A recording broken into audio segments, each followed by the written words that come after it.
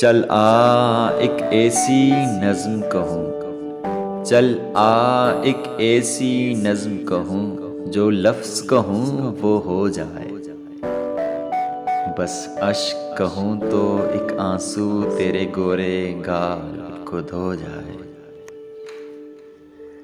میں آ لکھوں تو آ جائے، میں بیٹھ لکھوں تو آ بیٹھے، میرے شانے پر سر رکھے تو، میں نیند کہوں تو سو جائے۔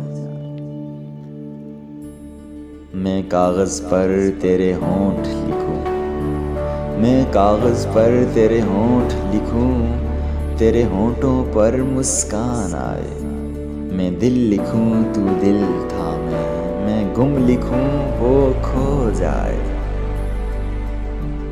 تیرے ہاتھ بناؤں پنسل سے، تیرے ہاتھ بناؤں پنسل سے، پھر ہاتھ پہ تیرا ہاتھ رکھوں، کچھ الٹا سیدھا فرض کرے، کچھ سیدھا الٹا ہو جائے۔ میں آہ لکھوں تو ہائے کرے، بے چین لکھوں بے چین ہو تو، پھر میں بے چین کا بے کاٹ دوں،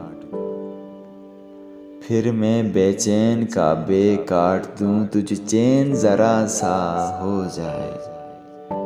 ابھی عین لکھوں تو سوچے مجھے، پھر شین لکھوں تیری نیند اڑے، جب قاف لکھوں تجھے کچھ کچھ ہو، میں عشق لکھوں تجھے ہو جائے۔